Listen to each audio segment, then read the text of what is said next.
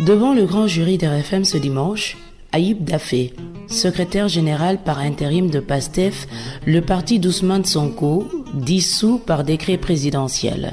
Il est l'invité de Babacar Fall. Plusieurs sujets.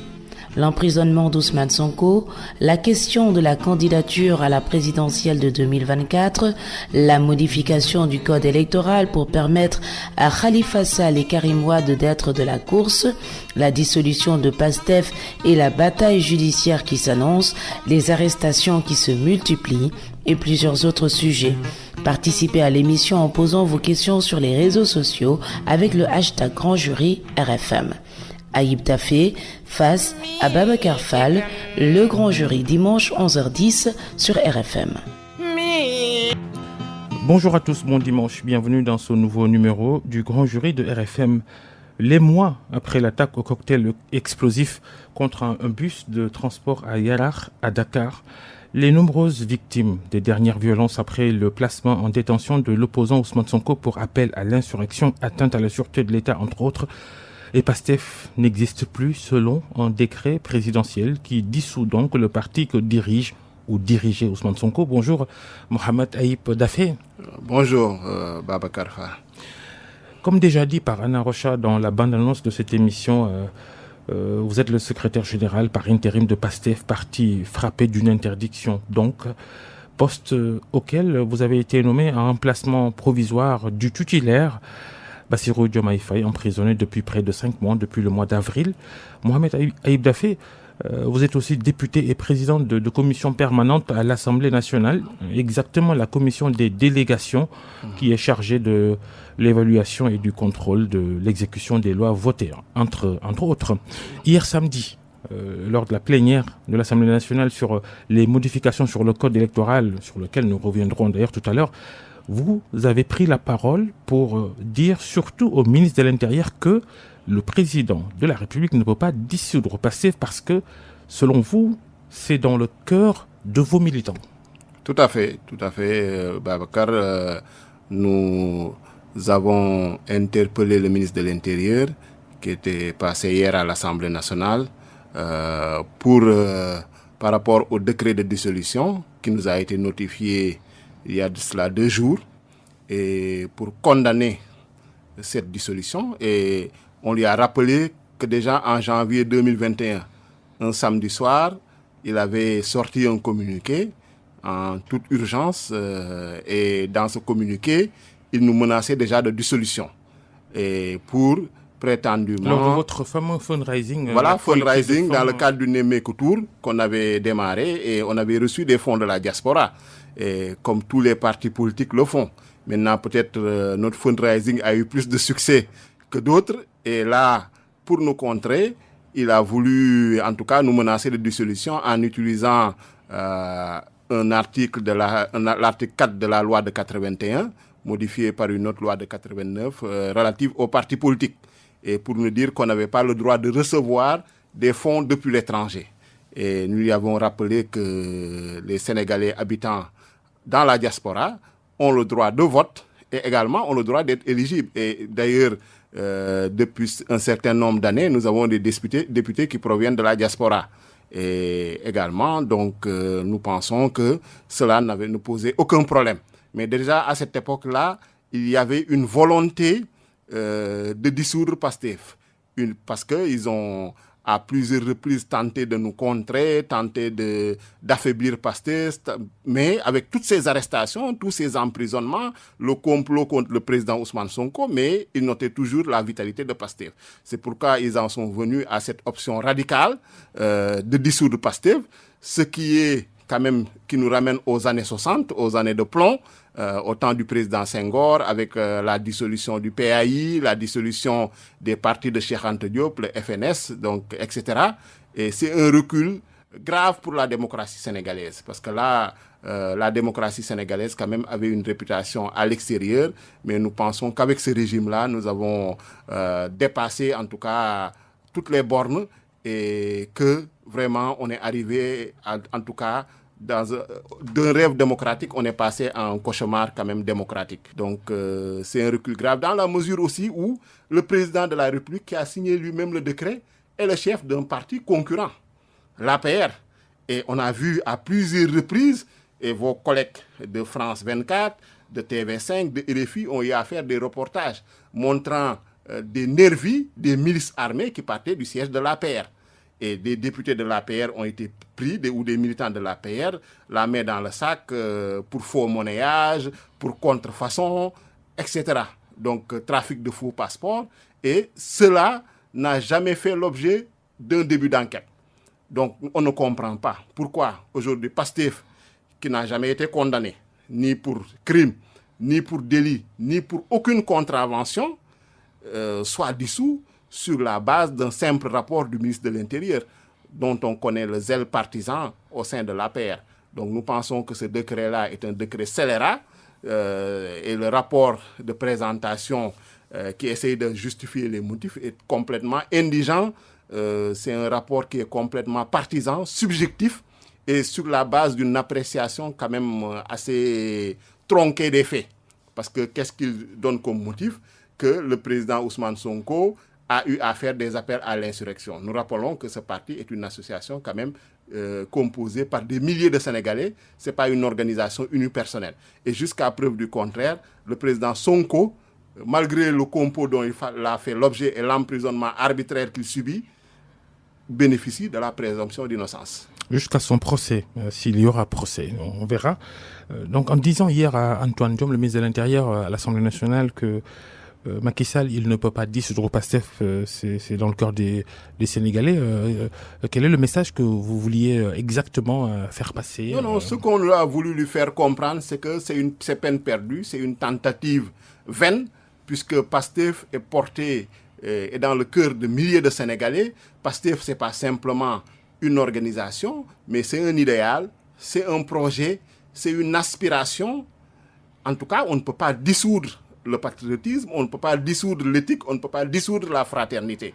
Donc, et nous pensons que au-delà des recours que nous allons intenter pour faire annuler, en tout cas, ou suspendre ce décret scélérat, Pastef continuera à vivre et Inch'Allah, Pastef vaincra.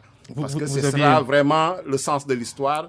Et Pastef, depuis sa naissance en 2014 jusqu'à présent, nous nous sommes conformés à tous les textes qui régissent les partis politiques et les associations au Sénégal. Nous sommes l'un des rares partis à déposer nos états financiers. Et il y a plus de 300 ou presque 400 partis politiques au Sénégal. Et ça, le fait de ne pas respecter ces dispositions-là, c'est un motif de dissolution des partis. C'est dans la loi. Pourtant, on n'a jamais vu le ministre de l'Intérieur en faire état ou appliquer la loi. Donc pourquoi aujourd'hui? Parce que Pastef gêne, parce que Pastef, pour eux, est une barrière à leur ambition dynastique ou à leur ambition monarchique, vouloir instrumentaliser la loi pour tenter d'effacer comme ça des tablettes politiques du Sénégal, un parti comme Pastef. Je pense que c'est peine perdue parce que en 2019, avec le président Ousmane Sonko, nous avons eu plus de 15% des voix, avec plus de 700 000 Sénégalais qui ont porté le choix sur le président Ousmane Sonko. Et depuis lors, aux élections locales, on est allé dans des coalitions, la coalition Yewwi, à l'élection législative également. C'est en partie grâce au président Ousmane Sonko et à Pastef que l'opposition a pu avoir 82 députés à l'Assemblée nationale. 82 députés à l'Assemblée nationale. Donc ce n'est pas quelque chose qu'on peut dissoudre d'un trait de plume comme ça, assis dans son bureau ou dans son palais. Nous pensons que quand même c'est un projet voué à l'échec.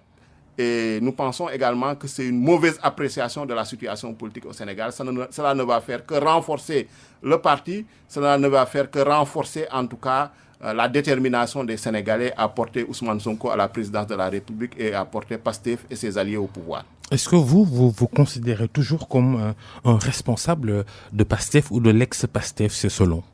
Bon, moi je me considère toujours comme un responsable de Pastef, et nous sommes en train, comme je l'ai dit, juridiquement de travailler parce que la Constitution nous donne le droit à des recours. Ce texte-là qui a été pris n'est pas définitif.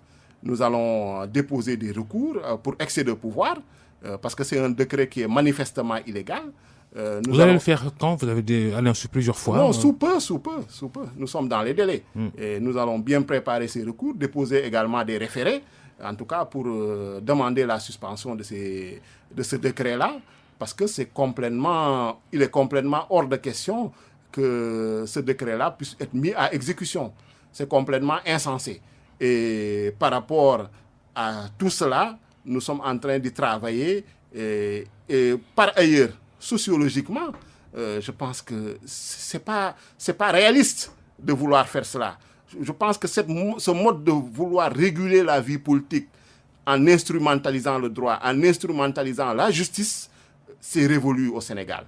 Nous devons quand même aller vers une compétition démocratique. Nous devons aller vers une compétition saine, loyale. Mais ce n'est pas parce que vous êtes le président de la République, vous êtes chef de parti, vous avez votre ministre de l'Intérieur, que, en tout cas, vous allez en profiter parce que vous avez le pouvoir réglementaire pour dire, se réveiller un beau jour et dire que je dissous tel parti qui me gêne ou qui est, en tout cas, mon farouche concurrent ou mon farouche opposant. Le jusqu'au boutisme, entre guillemets, de Pastef est pointé par certains ou par beaucoup. Vous n'avez presque pas ou jamais laissé une chance à une normalisation de vos rapports avec l'exécutif, la radicalisation de vos positions, le radicalisme à outrance de vos responsables de Pastef, Ousmane Sonko en premier, n'a pas donné de chance à ce que les choses se normalisent comme vous l'auriez souhaité peut-être. En tout cas, la présentation des choses de cette manière, pour moi, je ne partage pas cette présentation des faits. On n'est pas jusqu'au boutiste. On a toujours été républicain, on a toujours été démocrate. Et Pastef est l'un des partis, en tout cas, et son dirigeant Ousmane Sonko, à mettre sur la table des idées, à proposer des solutions. Le président Ousmane Sonko déjà quand il est arrivé, a eu à écrire un livre sur le pétrole. Ça, non, tous les hommes politiques presque font des propositions. Tous les hommes politiques le font, mais en tout cas, nous avons emprunté cette voie-là. Nous avons proposé un programme aux Sénégalais en 2019, le programme Jotna. Le PASTEF est l'un des partis les mieux structurés, avec un mouvement des cadres, un mouvement des jeunes, un mouvement des femmes. Donc, dans tous les secteurs sociologiques du Sénégal, nous avons une représentation, en tout cas, assez conséquente. Donc, présenter les choses de manière à dire que PASTEF est un parti radical, non. PASTEF est un parti comme les autres, mais qui s'est massifié, qui a travaillé jusqu'à devenir une menace directe au bloc APR Benno Bokk Yakaar. Et ce qu'ils n'acceptent pas, ils n'acceptent pas qu'il y ait une adversité, c'est eux qui n'acceptent pas la rivalité, c'est eux qui n'acceptent pas la compétition démocratique. Donc la radicalisation que l'on note est du côté du pouvoir, parce que c'est eux qui ont eu à recourir à des complots, c'est eux qui ont eu à recourir à l'instrumentalisation de la justice pour retenir nos responsables, nos militants, sur la base de simples opinions, sur la base d'écrits. Je pense que la radicalisation, elle vient de ce côté. C'est eux qui ont eu à débaucher des mandataires, à les inviter au palais. Ce n'est pas nous. C'est eux qui ont eu à s'attaquer à notre siège, à s'attaquer à nos convois, à s'attaquer à nos caravanes. Donc la violence est de leur côté, pas du nôtre. Nous, par contre, quand nous voyons que ceux qui doivent arbitrer, ceux qui doivent réguler ne jouent plus leur rôle, nous avons quand même le droit de résister. C'est la moindre des choses. C'est quelque chose qui est inhérent à l'être humain. C'est une question également de survie. Et c'est cette option-là, c'est cette attitude-là qu'a eu le président Ousmane Sonko. Mais nous avons toujours eu à prôner la paix, nous avons toujours eu à prôner le dialogue. Et dans notre programme, dans nos statuts, dans notre règlement intérieur, dans notre manière de faire, nous avons toujours eu à utiliser ces voies. Quand vous partez dans nos différentes coordinations départementales et sections communales, nous avons toujours eu de très bons rapports avec l'administration territoriale. Chaque fois que nous devions, en tout cas, mener des actions, on se conforme au cadre légal. Maintenant, la politique aussi, c'est une question de rapport de force. Nous avons en face de nous un parti, une coalition qui se cache derrière l'exécutif, qui se cache derrière l'administration pour faire avancer ses intérêts politiciens ou ses intérêts électoraux. C'est cette confusion-là entre le parti et l'État qui donne cette image d'un Pastef qui serait, c'est-à-dire qu'on présente comme anti-étatiste ou en tout cas, tout ce qui est républicain, ce qui est une illusion. Nous ne pouvons pas le faire parce que nous avons dans notre parti des cadres de l'administration, des cadres du privé, des Sénégalais de tout teint et de tout bord. Donc nous ne pouvons pas être taxés de radical. Nous n'avons pas de milice. Nous n'avons jamais recouru, en tout cas, à tout ce qui est quelque chose qui est illégal, aller vers la lutte armée ou non. Donc pourquoi parler de radicalisme de la part de Pastef? Je pense que le mot n'est pas bien, en tout cas, n'est pas commode pour désigner Pastef. Certains ont vu la main de Pastef dans les manifestations violentes enregistrées dans le pays depuis au moins 2 ans. Ces dernières semaines, ces derniers jours, on a vu une scène incroyable à Yarach, ce bus attaqué au cocktail explosif. Le gouvernement, le ministre de l'Intérieur, parle d'attentats terroristes. Vous dites quoi? La même chose? Terroristes? Nous avons condamné, dès que nous avons été informés à travers notre bureau politique de cet incident, en tout cas de cette attaque, de Pastef, avec un communiqué pour le déplorer et présenter nos condoléances, en tout cas aux familles des victimes, prier pour le repos de ceux qui ont perdu la vie et également souhaiter un prompt rétablissement aux blessés. Donc ce n'est pas, en tout cas ça, ce n'est pas quelque chose que Pastef peut cautionner. Donc nous avons des objectifs politiques. Nous nous battons pour la démocratie. Nous nous battons pour la citoyenneté. Nous nous battons pour le dialogue. Donc ce n'est pas le recours à la violence qui est notre mode d'action.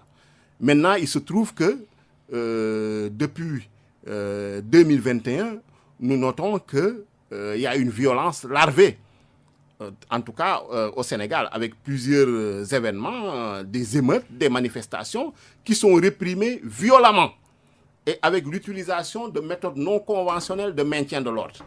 Donc, et depuis 2021, février-mars 2021, il n'y a eu aucune enquête sérieuse, indépendante, crédible sur la 50aine de morts, les blessés qu'on a constatés. Donc, je pense que c'est, en tout cas, une nouvelle doctrine de maintien de l'ordre qui conduit, en tout cas, à ces violences-là. Parce que pour la plupart des manifestations, si on permettait aux gens de manifester pacifiquement comme ils le demandent, il n'y aurait pas eu ces débordements. Et si on permettait également aux gens de s'exprimer librement par la plume, par l'image, par la marche, il n'y aurait pas eu ces débordements, à mon avis. Mais nous avons en face un pouvoir qui n'aime pas, qui est allergique à la contradiction, qui est allergique à l'opposition. C'est-à-dire une opposition ferme, une opposition résolue et qui propose une alternative. Et par rapport à cette violence-là également, nous demandons qu'il y ait des enquêtes indépendantes, qu'il y ait des enquêtes sérieuses, qu'il y ait des enquêtes impartiales pour désigner, en tout cas identifier les auteurs et les commanditaires pour les condamner. Et quand on parle d'enquête, c'est depuis mars 2021 et la 50aine de morts. Et nous avons eu à faire un travail. Le président Ousmane Sonko a sorti un rapport sur cette situation-là, donc qui est intitulé Lumière. Il y a également l'avocat Juan Branco qui a eu à déposer une demande d'enquête au niveau de la CPI. Donc, sur la base d'informations que les Sénégalais lui ont fournies et ainsi que des patriotes. Donc, nous voulons plus que tout le monde, que la lumière soit faite sur ces événements-là, sur ces incidents, sur ces morts que vraiment qui n'ont pas lieu d'être. Parce que on parle de compétition démocratique, on est dans un espace politique normalement, on est dans un état de droit et nous pensons que si normalement on permet aux partis politiques, on permet à l'opposition de s'exprimer convenablement, en tout cas, toute cette violence-là qui est entretenue par un pouvoir, on a l'impression qu'il joue sur la peur, qu'il joue sur le chaos, je ne sais pas à quel dessein, mais en tout cas, ils veulent faire peur aux Sénégalais, ils veulent inspirer la terreur. Parce que le mot terrorisme, le mot force occulte est utilisé de manière, à mon avis... Est-ce que l'attentat de Yarach, vous le considérez comme un attentat terroriste? Babacar, je pense qu'on ne peut pas, si on est sérieux, quand on connaît quand même, en tout cas la police judiciaire, la manière dont fonctionnent en tout cas les services de police, il doit y avoir des enquêtes. On ne peut pas se réveiller et dire vous faites face à une affaire de cette sorte et l'étiqueter pour dire c'est terroriste ou c'est pas à nous de le faire, c'est au service de police de manière indépendante avec leur méthode d'investigation, mais de faire les enquêtes et de déterminer si c'est un attentat terroriste, si c'est en tout cas un crime crapuleux, si c'est une agression ou avec une tentative de vol. Mais ce n'est pas à nous, en tant que parti politique, de dire que si c'est terroriste ou non. Il faut des enquêtes. C'est ce que nous demandons depuis 2021, février-mars 2021, des enquêtes indépendantes, des enquêtes... C'est le ministre de l'Intérieur qui le dit, attentat terroriste. Le ministre de l'Intérieur, il nous a habitués à sortir des communiqués sans pour autant que ces services, c'est-à-dire attendre que ces services fassent le travail d'enquête normale. Et l'enquête peut prendre du temps. Donc il n'y a pas lieu de se précipiter, il n'y a pas lieu d'anticiper. Donc pour jouer sur les mots, il faut laisser en tout cas nos forces de défense et de sécurité mener les enquêtes, faire les investigations pour qualifier, établir les faits, identifier les auteurs et qu'ils soient soumis en tout cas à la justice. Je pense que c'est ça le fonctionnement normal dans un état de droit, c'est ça le fonctionnement normal d'une justice. Et on doit en tout cas rester sur ces principes-là et ne pas jouer sur les mots, ne pas jouer sur la peur des Sénégalais, ne pas jouer sur la terreur des Sénégalais pour justifier en tout cas des mesures liberticides, comme le fait de couper l'Internet, les données mobiles, comme le fait de restreindre la circulation, comme le fait d'emprisonner à tout va. Donc je pense que ce n'est pas une manière en tout cas qui permette au Sénégal de se développer parce que ça fait fuir en réalité les investisseurs.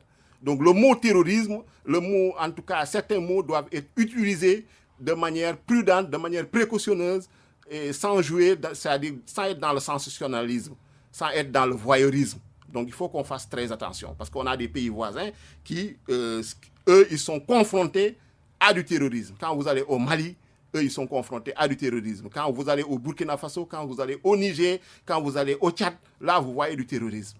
Maintenant, dire comme ça, terrorisme, dans un contexte où souvent on veut utiliser la sécurité comme argument, comme justification d'objectifs politiques, nous sommes quand même prudents. Et nous demandons à être édifiés. Parce que nous nous rappelons également que lors des événements de juin, les services de la police ont eu à présenter aux journalistes des forces occultes, des individus qui étaient en possession d'armes de guerre. Et ils les ont présentés comme étant des manifestants.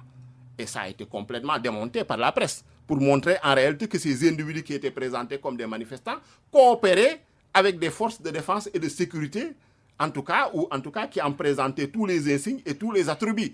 Et depuis lors, on n'entend plus parler de cette histoire, de ce fameux numéro 9. On n'en entend plus parler. Où en sont les enquêtes? Où en sont les investigations? Donc nous sommes prudents, nous condamnons toute violence, surtout celle qui débouche, en tout cas, sur des pertes de vies humaines, sur des blessures. Et nous sommes constants dans cette démarche depuis mars 2021. Il n'y a pas, en tout cas, une organisation plus, en tout cas, déterminée que PASTEF pour que la lumière soit faite sur tous les morts, la cinquantaine de morts et de disparitions qu'il y a eu au Sénégal depuis février-mars 2021. Quand on parle de Didier Badji, Fulbert Sambou, François Mankabou, tout ça sont des victimes. Donc il faut que la lumière soit faite sur cela. Les victimes de février-mars 2021, les victimes récemment de juin 2023, la trentaine de morts. Donc, et ça, nous sommes en phase avec des organisations comme Amnesty International, Human Rights Watch, qui demandent à l'État du Sénégal de prendre toutes les diligences nécessaires pour que la lumière soit faite sur ces meurtres qui sont commis sur des citoyens sénégalais, de quelque bord qu'ils soient. Parce que c'est la loi qui le dit. Donc, même quand il y a un accident de circulation, quand il y a un homicide volontaire ou quand il y a des blessés, il faut faire des enquêtes. Donc, vraiment, nous demandons qu'on évite de faire dans le sensationnalisme, d'en faire dans le voyeurisme et de faire dans la récupération politicienne des drames que vivent les Sénégalais. Pour parler de ce décret de dissolution de PASTEF, la fermeture de vos sièges de Dakar et des autres régions, on vous interdit presque de vous réunir. Comment faites-vous en ce moment? Comment fonctionnez-vous? Surtout que votre leader, il est en prison. D'autres responsables de votre parti politique dissous mais que vous comptez attaquer ce décret qui le dissout, sont en prison ou en garde à vue, probablement qui seront placés en détention. Vous êtes presque paralysé. Comment faites-vous en ce moment? Vous savez, PASTEF a toujours fonctionné sur le don de soi pour la patrie. Donc, en général, les partis politiques sénégalais traditionnels sont connus comme des partis clientélistes, où il y a un patron qui est là, qui est tout puissant, qui distribue les ressources. Et en tout cas, qui promeut ceux qui leur sont fidèles. Mais au niveau de PASTEF, quand même, nous avons inversé pour demander aux militants, c'est aux militants eux-mêmes qui contribuent, qui financent le parti, qui font fonctionner le parti. Et ces militants-là sont organisés au niveau de cellules, sont organisés au niveau de sections, sont organisés au niveau de coordination. Oui, à un moment, il faut quand même une centralisation que dans la diaspora. Donc, au niveau central également, on est très bien organisé. On a un bureau politique. Maintenant, vous savez qu'avec les technologies de l'information et de la communication, il est nécessaire de disposer d'un local physique pour se réunir. Donc, nous utilisons tous ces moyens, et ça, c'est depuis la Covid-19. Donc, ce n'est pas propre aux partis politiques, c'est propre à toutes les organisations, que ce soit les entreprises. Donc, PASTEF est un parti moderne, et malgré cet acharnement, malgré cette persécution, quand même, nous continuons de fonctionner et à remplir les missions qui sont les nôtres en tant que parti politique pour présenter aux Sénégalais, en tout cas, notre projet politique. Et certes, notre candidat a été injustement détenu, injustement emprisonné, mais PASTEF ne se résume pas à Ousmane Sonko. Ça aussi, il faut que le président de la République et son ministère de l'Intérieur le sachent. Parce que quand on dissout PASTEF et qu'on motive sa décision par de simples déclarations du président Ousmane Sonko, je pense que ça pose problème. Et quand on parle d'appel à l'insurrection, alors qu'il n'y a jamais eu de procès qui ait condamné Ousmane Sonko à un appel à l'insurrection. On pense juste que c'est un détournement de procédure, c'est un prétexte procédural. On a commencé par des accusations de viol, ensuite c'était des procès en diffamation, mais tout cela est complètement tombé à l'eau. Maintenant, ils se disent que malgré ces différents procès-là, malgré cet acharnement, malgré cette persécution, ils n'ont pas réussi à paralyser PASTEF, ils n'ont pas réussi à neutraliser le président Ousmane Sonko. C'est pour ça, en tout cas, qu'ils ont essayé de passer à la vitesse supérieure. Mais quand vous dites, Mohamed Ayib Daffé, quand vous dites que PASTEF ne se résume pas à la seule personne d'Ousmane Sonko, vous voulez dire quoi? Un possible plan B ou la création d'une autre formation politique avec les mêmes responsables, les mêmes militants?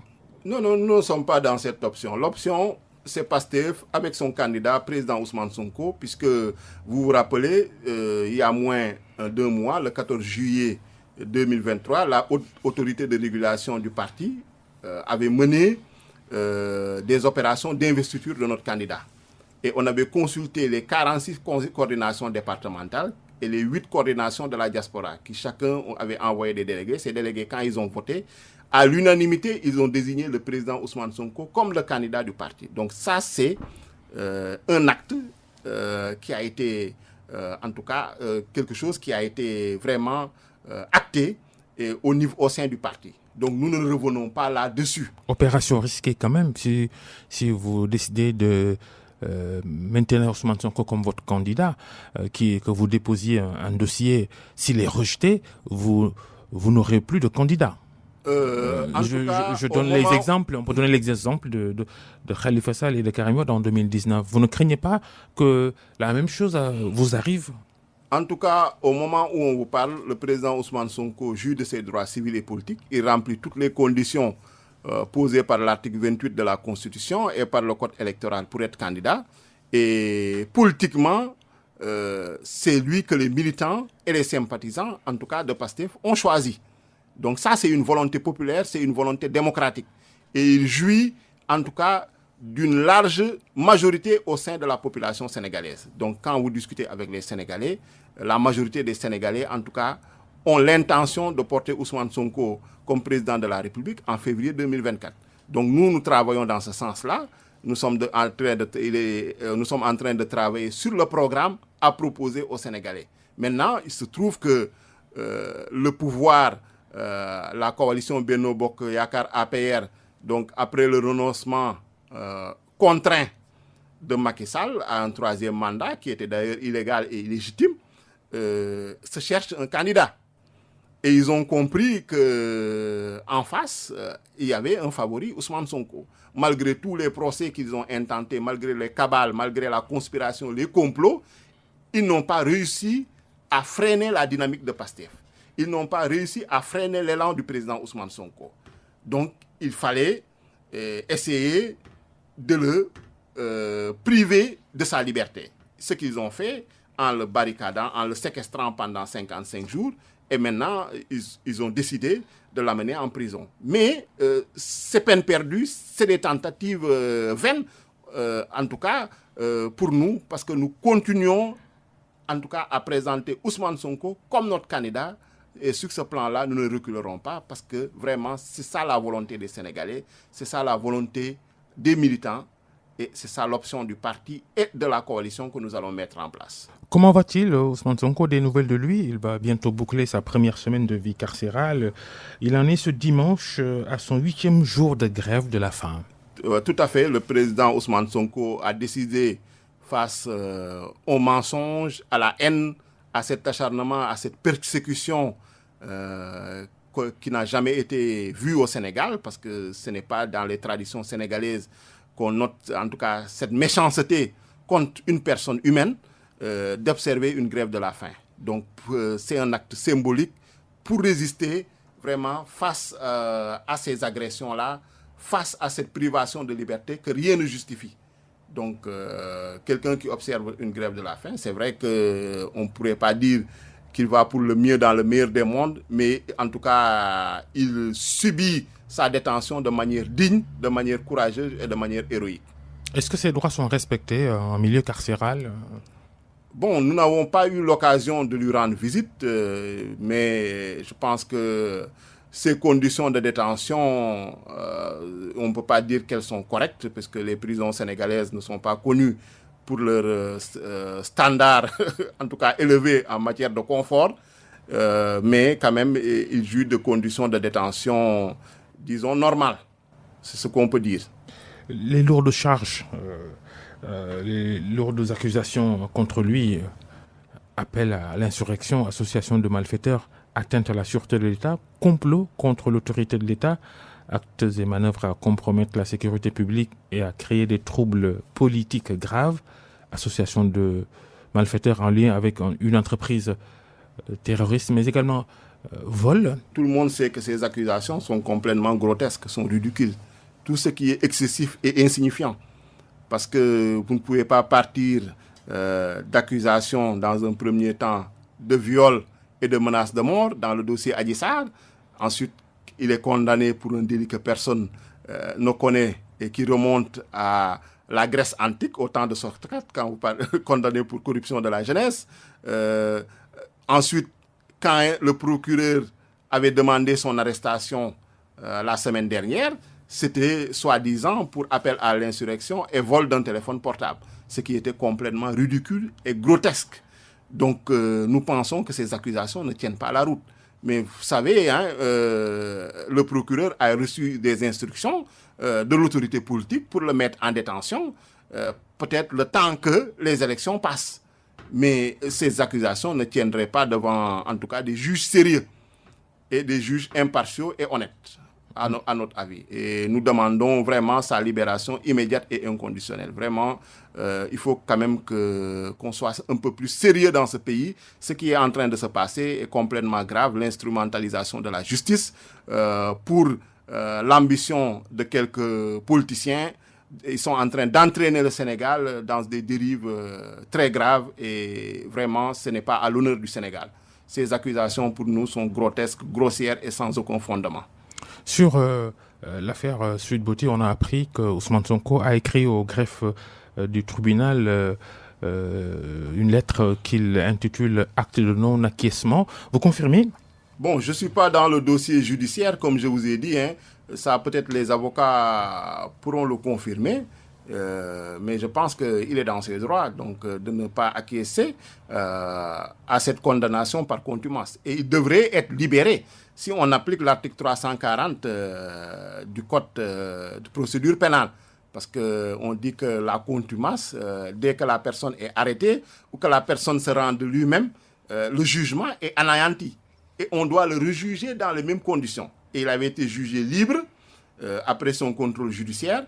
Il devrait l'être. Donc c'est ça en réalité qui a mis, disons, l'État pris en otage par l'APR et Benno Bokk Yakaar dans l'embarras. Ils avaient eu, pourquoi pendant 55 jours, vous séquestrez quelqu'un qui est condamné, vous ne l'amenez pas, vous ne l'arrêtez pas purement et simplement. Parce qu'ils étaient en train de voir comment résoudre cette question de la contumace, parce que ça ne les arrangeait pas sur le plan politique. Parce que là, on allait annuler le jugement et voilà. Donc, c'est une nouvelle procédure qui reprenait.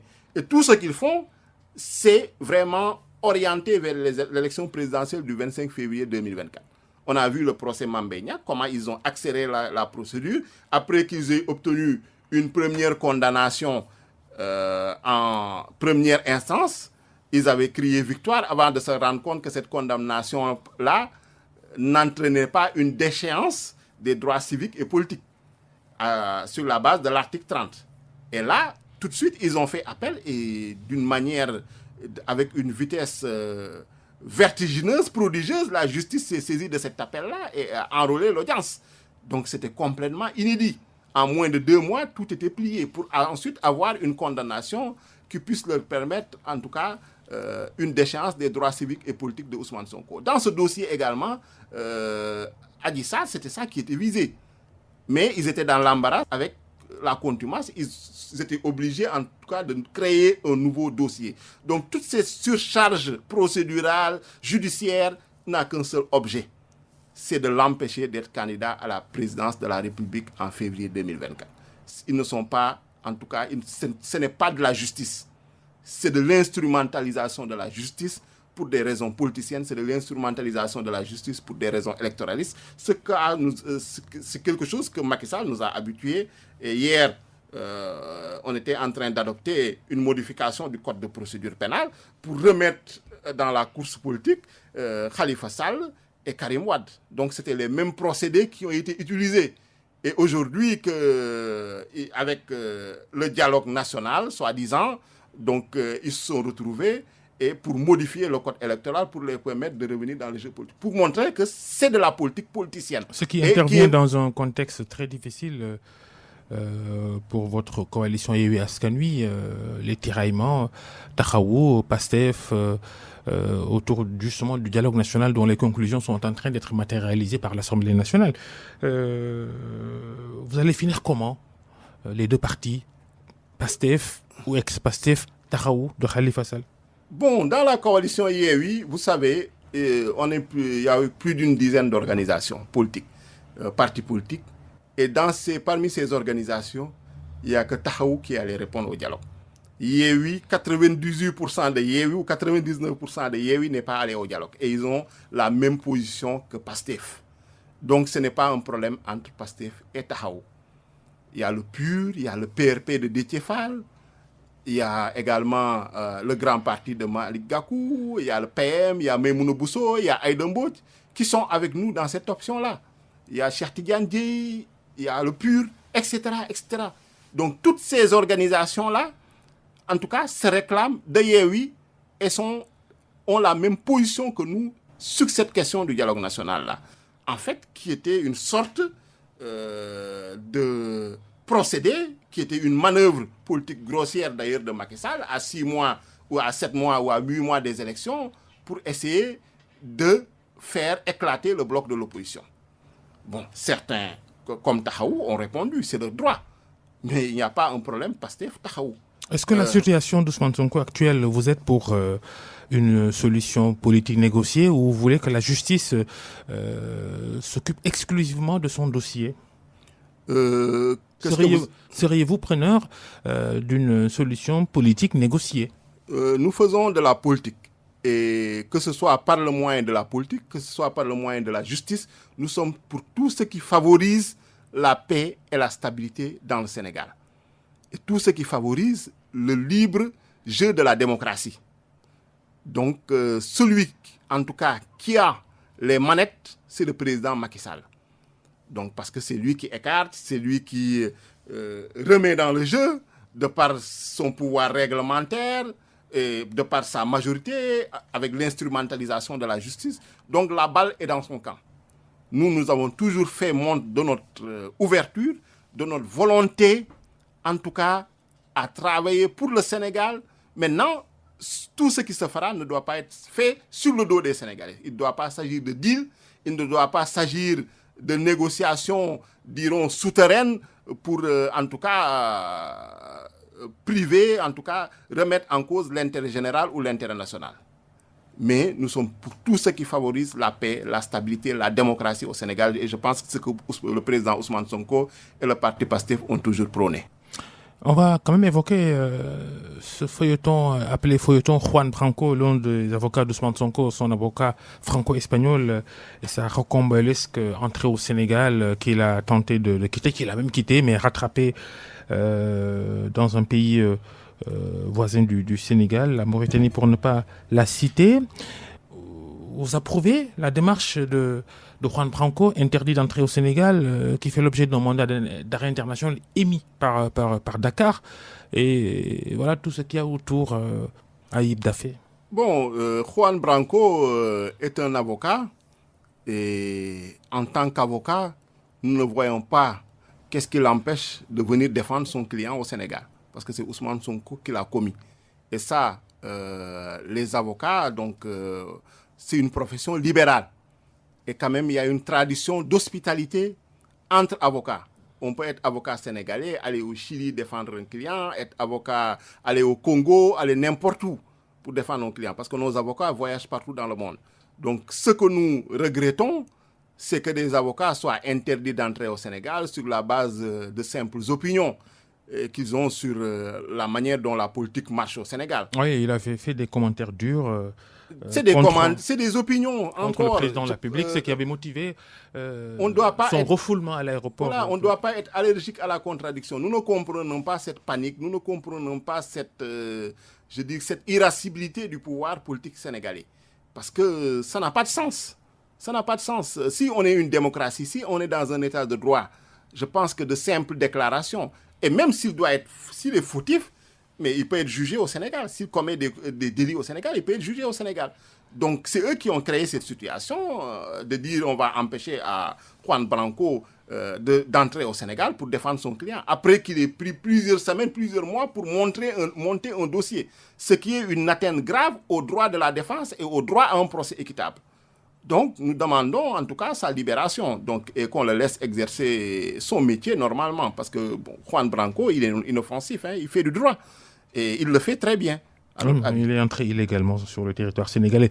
On évoque encore cette séance plénière hier à l'Assemblée nationale quand vous examiniez le projet de loi transmis par le gouvernement pour modifier le code électoral pour permettre, il faut le dire sans embâche, permettre à Khalifa Sall et Karim Wade, parce qu'on parle beaucoup d'impersonnalisation de la loi, mais l'objectif poursuivi dans cette démarche, dans cette opération, c'est de permettre à Khalifa Sall et Karim Wade de pouvoir se présenter à la prochaine élection présidentielle.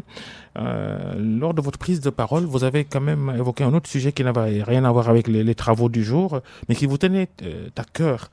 Ce sujet-là, c'est la situation au Niger et le projet de la CEDEAO d'envoyer des soldats dans ce pays. Vous avez dit que le Sénégal, le président Macky Sall, n'a pas le droit d'envoyer des militaires sénégalais sous la casquette de force de la CEDEAO au Niger. Pourquoi ? J'ai dit simplement qu'il ne devait pas le faire parce que sur le plan stratégique, sur le plan politique, vu en tout cas les relations séculaires entre le Sénégal et le Niger, qu'il ne devait pas favoriser la guerre au Niger. Parce qu'on a vu également cette situation en Libye, on l'a vu dans d'autres pays, en Syrie, où des forces étrangères, des États ont envoyé des troupes, des forces armées, et cela a renforcé l'instabilité. Donc c'est cette situation dont nous ne voulons plus. Et nous pensons que des pays comme le Niger, le Mali, comme le Burkina Faso, le Sahel en général, sont déjà dans une instabilité. Donc avec... Ce qui se passe dans ces pays est antidémocratique. Au Niger, on a déchu un président démocratiquement élu pour mettre une junte militaire. Oui, mais c'est le cas au Tchad également. Mais personne n'y a envoyé des forces. Dans le fond, ça peut être la même chose, mais les modus operandi n'est pas... Non, c'est ce que nous disons, c'est que effectivement, il y a eu un coup d'État. Et nommons-le comme il est. C'est un coup d'État qui a été perpétré. Maintenant, il y a eu la souveraineté des États. Il y a le principe de non-ingérence dans les affaires intérieures des États. C'est un principe de la Charte des Nations Unies. Donc, ce n'est pas parce qu'il y a un coup d'État à côté que vous devez envoyer votre armée. Les Nations Unies qui, maintenant, en cas de besoin, envoient des soldats. Mais c'est sur la base d'une décision. C'est sur la base d'une décision du Conseil de sécurité et du chapitre 6 de la Charte des Nations Unies. Mais on ne le fait pas n'importe comment. La CEDEAO aussi a les prérogatives d'envoyer des soldats. C'est sûr. Maintenant, s'il a le droit, est-ce qu'il est opportun et pertinent de le faire? Mon intervention, en fait, portait sur cela. Parce que pour moi, dans la situation actuelle au Sahel, il faut que le Sénégal joue son rôle de diplomatie préventive, joue son rôle de diplomatie curative, fasse prévaloir le dialogue, fasse prévaloir la paix. Parce qu'il y a d'autres intérêts étrangers qui sont en jeu. Bon, nous, qu'est-ce que nous avons à gagner à à favoriser la guerre au Niger? C'est ça la question. Donc, en plus, sur le plan de la procédure qui est utilisée, certes, le chef de l'État, le président de la République est le chef suprême des armées, c'est l'article 45 de la Constitution qui le dit, mais l'article 70 de la Constitution dit que la déclaration de guerre doit être autorisée par l'Assemblée nationale. Et jusqu'à présent, l'Assemblée nationale n'a même pas été informée, encore moins consultée, où on ne lui a demandé aucune autorisation. Et alors que des décisions sont en train d'être prises pour entraîner les forces armées sénégalaises dans une guerre, et puis le Mali. Vous avez vu la réaction du Mali, du Burkina Faso et de la Guinée. Cela peut entraîner une guerre régionale. Et qu'est-ce que ça va provoquer en termes de réfugiés, en termes de migrants? Est-ce que demain, ça ne va pas déstabiliser encore plus le Sénégal? Il faut quand même qu'on réfléchisse bien avant de nous faire entraîner dans cette aventure qui est périlleuse. Donc nous demandons qu'on prône le dialogue, qu'on fasse prôner la diplomatie, au lieu d'être dans cette rhétorique, dans cette logique guerrière qui ne sert que certains intérêts, en tout cas qui ne sont pas nos intérêts propres et qui ne sont pas nos intérêts nationaux, qui ne sont pas non plus l'intérêt de l'intégration régionale.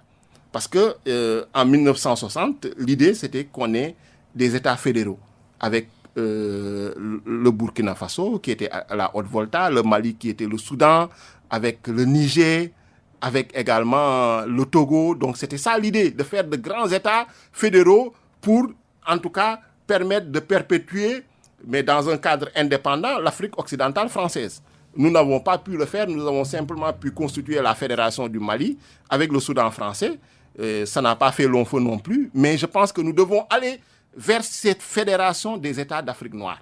Parce que c'est ça qui va nous permettre de résoudre un certain nombre de problèmes qui se posent sur le plan stratégique, qui se posent sur le plan de la gestion de nos ressources naturelles, de la complémentarité de nos économies, mais nous ne devons pas favoriser la guerre, nous ne devons pas favoriser les conflits, parce que ce que nous allons, en tout cas, cette déstabilisation du Niger va avoir un effet de contagion sur le Mali, sur le Burkina Faso, qui ont déjà dit qu'ils ne sont pas d'accord avec une éventuelle opération. Il y a une division qu'ils vont considérer comme une déclaration de guerre. Tout à fait. C'est un casus belli. Il y a une division de la CEDEAO, des États de la CEDEAO sur cette question. Et le Sénégal doit jouer son rôle de médiateur au lieu d'être du côté des va-t-en-guerre, des bellicistes.